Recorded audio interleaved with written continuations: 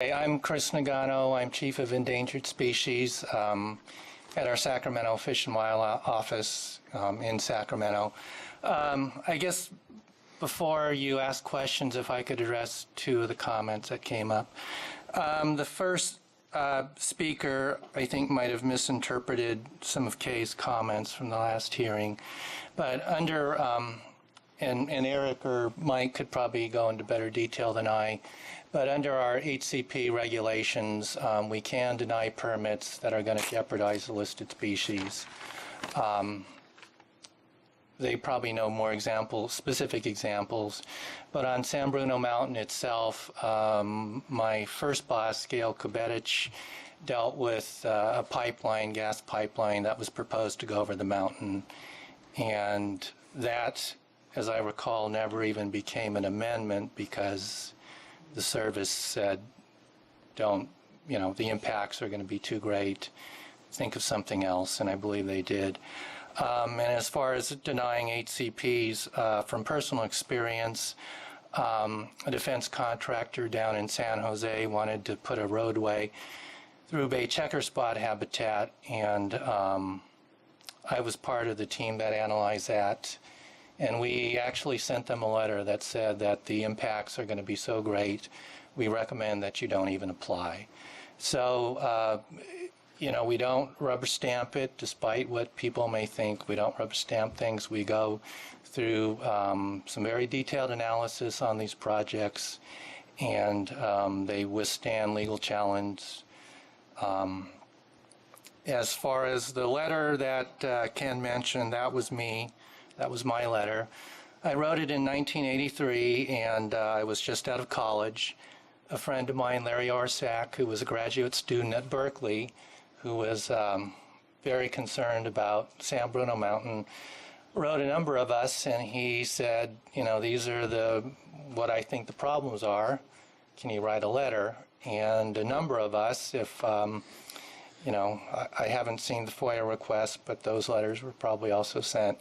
And so I did indeed write that letter, but after having been trained in graduate school as a butterfly ecologist, I did my graduate work in butterfly conservation, and having dealt with issues like this before, including San Bruno Mountain, I can assure the council that I would not have written that letter knowing what I do today. And, I was...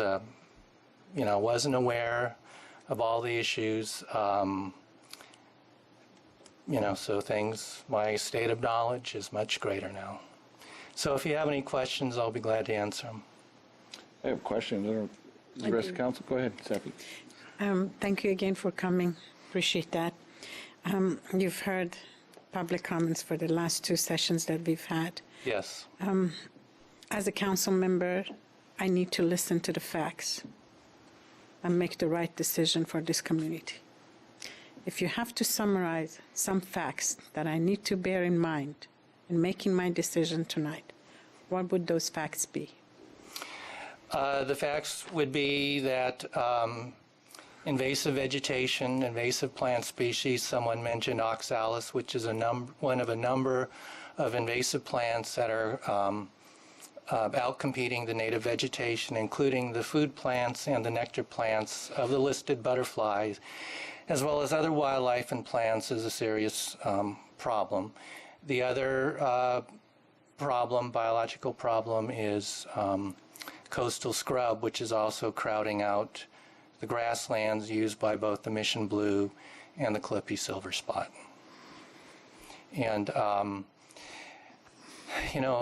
the way to address that impact and hopefully eliminate it or control it would be through removal and control of those plants, which is going to come through the amendment, which the service has already approved, and I believe the project, the Northeast Ridge, is what you're voting on tonight. So if you were sitting here, based on the facts you just gave me, what would your decision be? I would vote to approve the project, but that's your call. Of course, but I'm asking yours. The service would not, the service in no way would consider, telling Brisbane or, Sure. A local or state jurisdiction what to do. Thank you. That it? Cliff? All right, thank you, Mr. Mayor. As you heard from many of the comments tonight and the previous meeting, that a lot of people feel that the addendum to the EIR is not the appropriate vehicle, that a new EIR or supplemental EIR is required. If a new EIR was prepared, would the research that would be performed for a new EIR be on the same par or superior to what U.S. Fish and Wildlife conducted in their biological opinion and the EA that you did?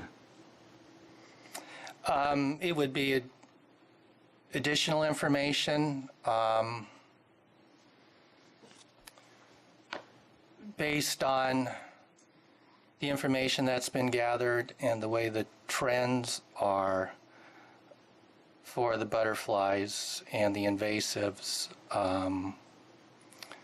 I'm not sure how much it would add, for example, if we would reopen the HCP amendment process.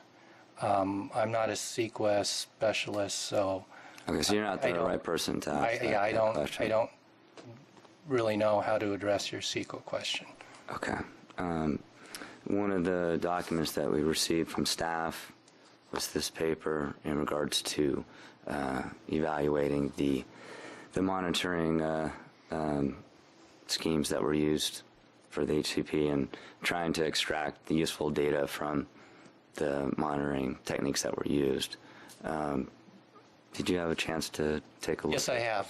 And I was hoping that you could make some comments in regards to the information that came out of this. I think some of the important things are that the wandering transects that were done give information on the distribution of the butterflies, which is important in determining how they're doing on the mountain. The other is in the discussion, the conclusion, the authors talk about the problems that are occurring on the mountain because of not just invasive vegetation, but loss of habitat due to coastal scrub. All right. So that when I was reading this thing, it appeared that the monitoring that it wasn't scientific enough for identifying how many butterflies there were, but it was very important for understanding the habitat that the butterflies use and identifying the invasive species that were encroaching on the grasslands and what to do in regards to the habitat itself. Right, and as I recall, Dr. Weiss and Dr. Fleischman didn't necessarily agree with the authors that it was that it didn't produce useful information.